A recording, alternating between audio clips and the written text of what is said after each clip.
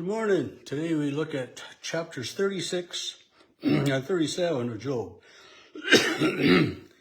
And this is going to finish the speech of Elihu. And tomorrow, as we begin chapter 38, God, the Lord himself, comes and speaks. He says to Job, but they're all there. Anyway, in today's reading, Elihu continues with his comments. He says, bear with me a little longer. Just don't count me out yet. Don't discount what I've got to say. I still have something to say on God's behalf. He's saying, I'm not speaking on my own behalf, but I'm going to speak on God's behalf. I will bring my knowledge from far away, ascribe righteousness to my Maker. And, in my Bible, Maker is capitalized. It's referring to God. And I've always been taught that when a word refers to God, even if it's him or he, it should be capitalized. But so often in our liturgies and different things, that's not the way it is. And so I've fallen away from that a little bit myself, but it's still, my Maker. He says, for truly my words are not false. One who is perfect in knowledge is with you. He's saying that I know what's going on. He's, pretty sure of himself in so many ways. And then, verse 5, surely God is mighty and does not despise anyone. He is mighty in strength and understanding. He does not keep the wicked alive, but he gives the afflicted their right. He's not blessing the wicked. He's letting them live, but he's not blessing them. He doesn't withdraw his eyes from the righteous, but with kings on the throne, that's a different matter. A king who listens and is faithful, he says in verse 11, if they listen and serve him, they complete their days in prosperity and their years in pleasantness. He's talking about the kings, the leaders now. And then verse 12, but if they do not listen, they perish by the sword and die without knowledge. And if you think back to what we were reading, in 1st and 2nd Kings and 1st and 2nd Chronicles and, in those history books, 1st and 2nd Samuel, especially of the kings and how some of them, he did evil in the Lord's sight. And, a good share of them didn't live long and prosperous lives. Some did. There's no question about it. But they were, the kings, especially the kings of Judah, that seemed to follow God and do what was right in the sight of the Lord, always seemed to fare better. And then when the kings of Judah itself, too, began to fall away from God, that's when Judah was taken over, Jerusalem was conquered, and the people were driven off, taken captives and made slaves again. After all of those years that God had led them and guided them and provided for them, they continued to turn their backs on God. And so this is what Elihu is reminding the people of, that, God is mighty, God is great, and the people that, turn away from God, usually don't have blessings and honor and all of that. The godless in their heart cherish anger. They do not cry for help when it binds them, he says in verse 13. They die in their youth and their lives end in shame. And we know that that's not always true. There are an awful lot of bad people that live a long time. It's just the way that they really looked at things that way in this olden time. And so much of it, I think, really, we see God more active in the lives of his people. You think about how he interacted and how he chose David to be king and how he anointed the prophets and instructed the prophet as to what to say and what to do. And I think of Elijah and Elisha and how God was faithful to all of them. And we're going to read so much more about them, in a few more weeks, or a couple months, maybe we'll get to them. But, it's just, and Elihu is reminding Job and his three friends of the faithfulness of God. And then in verse 17, he says, but you are obsessed with the wicked.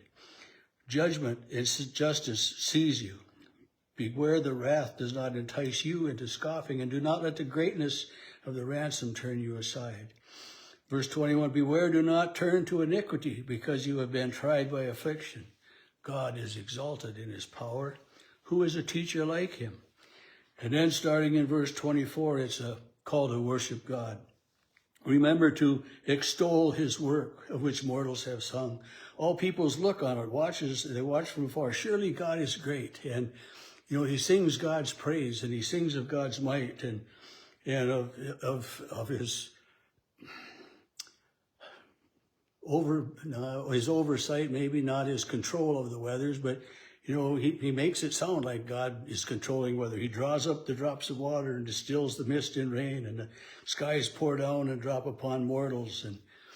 And I mean, I truly don't believe that God directs the rain in today's society, that he says, oh, you're not going to get any rain in North Dakota this year, or that a hailstorm is going to hit a particular person or something. And it isn't, God isn't punishing us. God isn't controlling all of those things. He's put creation into motion and lets creation work as creation works.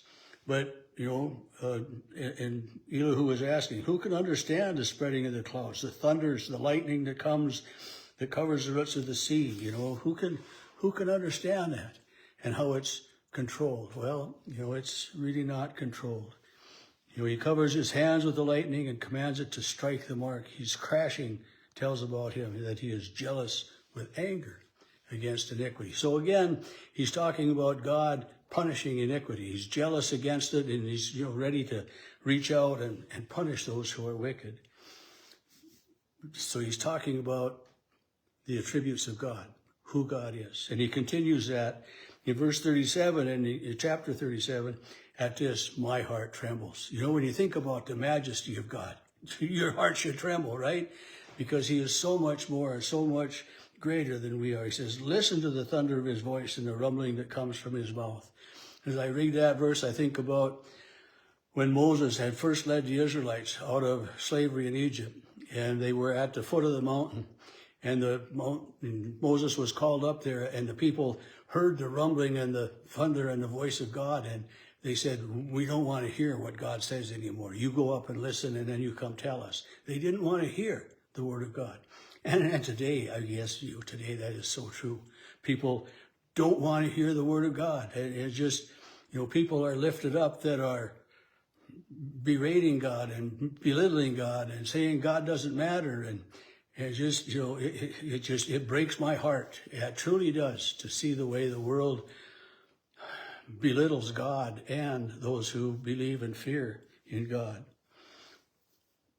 And he goes on talking about the rain and the snow and the signs. How about the animals go into their lairs? When it's going to rain and snow, the animals hide. The birds find safety places in the trees and all of that. And in verse 14, he's very particular. Hear this, O Job.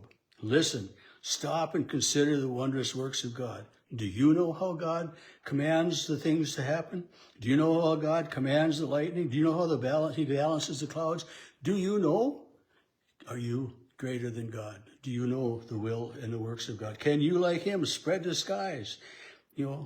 Teach us what we shall say to him, because we cannot draw our case on darkness.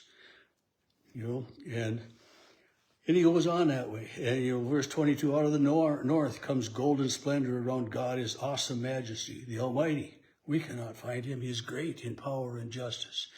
So he's talking about God's greatness and God's mercy and everything about God. And he ends his speech or his comments with verse 24, therefore mortals fear him. He does not regard any who are wise in their own conceit. And again, that word fear, that captures a lot. We fear God. We're afraid of him. God can do a lot of harm, but it isn't the harm that we look at. To fear God means we respect him. We hold his word as honorable and true and just, and try as best we can to live according to the word of God.